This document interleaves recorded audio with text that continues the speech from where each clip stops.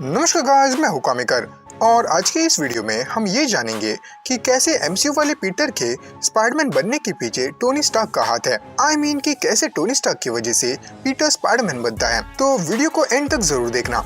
अब एमसीयू का पीटर कैसे स्पाइडरमैन बना, इसके अराउंड थ्योरीज 3-4 सालों पहले ही निकलना शुरू हुई थी, क्योंकि जब से हमें एमसीयू में स्पाइडरमैन इंट्रोड्यूस हुआ तब से हमें उसकी ओरिजिन की कोई भी क्लियर आइडिया नहीं मिली। लेकिन जब स्पाइडरमैन नो वे होम रिलीज हुई तब ये जो थ्योरीज थी वो और भी ज्यादा स्ट्रांग हो गई। एंड इन्हीं थ्योरीज में से हम मोस्ट एक्यूरेट थ्योरी को डिस्कस करने वाले हैं। अब ये थ्योरी हम 2 पॉइंट्स में डिस्कस करेंगे। Point 1, who created the spider, and point 2, how it bite Peter.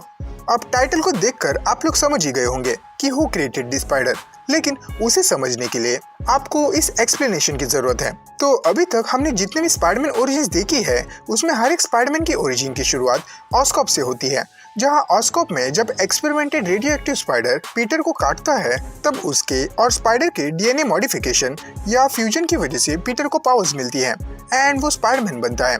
फिर चाहे हम कॉमिक्स की बात करें, एनिमेटेड सीरीज की बात करें, एनिमेटेड मूवीज की बात करें या लाइव एक्शन मूवीज की बात करें, जैसे Toby Maguire and Andrew Garfield का स्पाइडरमैन, इन सभी जगह स्पाइडरमैन को उसकी पावर्स इनडायरेक्टली ऑस्कॉप से मिलती हैं, जिसकी वजह से जब एमसीयू में पहली बार स्पाइडरमैन इंट्रोड्यूस हुआ था तब ऑलमोस्ट सभी को ये लगने लगा कि इस वाले पीटर को भी ऑस्कॉप वाले स्पाइडर ने बाइट किया, जिसकी वजह से ये स्पाइडरमैन बना।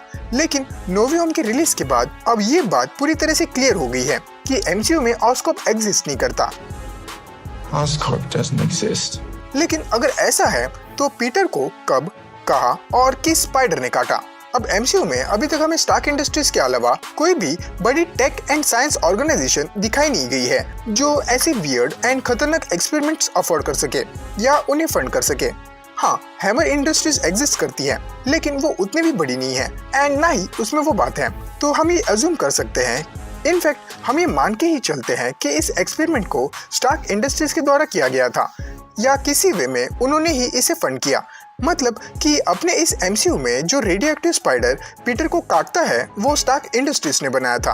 अब यहाँ पर अपना point 1, who created radioactive spider, तो क्लियर हो गया। सो अब बात करते हैं पॉइंट नंबर 2 की, how and where it bite Peter. तो सिविल वॉर में जब टोनी स्टार्क पीटर को रिक्रूट करने उसके घर जाता है तब पीटर को लगता है कि टोनी स्टार्क उसे बॉर्न विद पावर समझ रहा है, जिसकी वजह से उस सीन में पीटर स्पेसिफिकली ये मेंशन करता है कि उसे उसकी पावर्स मिले अभी सिर्फ 6 महीने हुए हैं। And I've had these powers for 6 months. लेकिन मेरा ये मानना है कि टोनी को ये बात ऑलरेडी पता थी। अब थ्योरी ये है कि टोनी स्पेसिफिकली पीटर को ही ढूंढकर उसे गाइड करता है, क्योंकि पीटर को पावर मिलने और उसके स्पाइडरमैन बनने में खुद टोनी स्टार्क जिम्मेदार था। वो कैसे? Let me explain.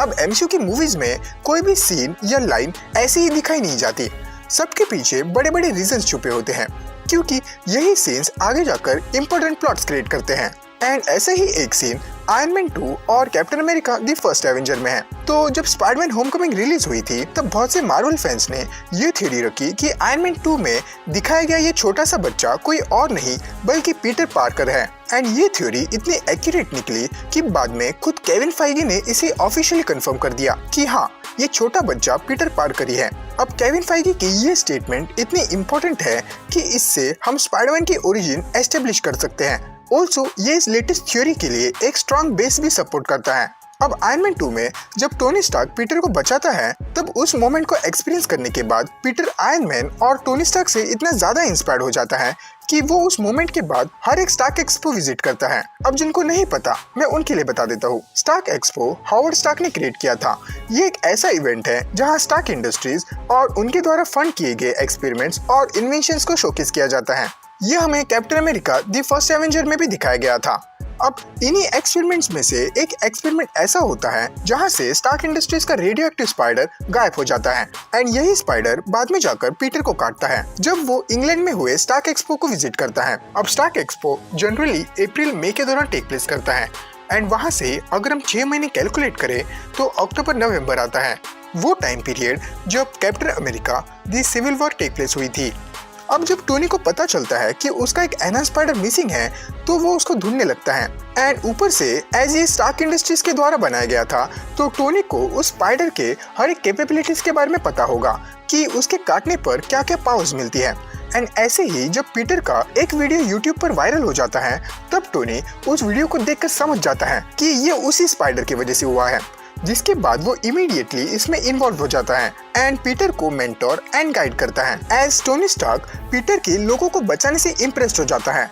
ऊपर से मूवी में हमें ये बार बार दिखाया भी गया है कि कैसे टोनी स्टार्क पीटर पे कड़ी नजर रखे हुए रहता है। एज वो एक पॉइंट पर ये भी कहता है, अगर तुम्हें कुछ हो जाता है तो it's on me, And if you died, I think that's on me. Which means कि टोनी की वजह से ही पीटर इसमें इन्वॉल्व हुआ है एंड अब ये उसकी रिस्पॉन्सिबिलिटी है कि वो उसे एक अच्छा रास्ता दिखाए, क्योंकि with great power comes great responsibilities. अब अगर आपको ये वीडियो एंड इसकी थ्योरी जरा भी पसंद आई हो तो इस वीडियो को लाइक और चैनल को सब्सक्राइब कर देना। तो बस आज के लिए इतना ही, मिलते हैं अगली वीडियो में। I can make my money flip like 1, 2, 3. Fly around the world down in New Delhi. Yeah, while all of a sudden they wanna act like we friends. Probably cause they see me riding in a brand new Benz. Like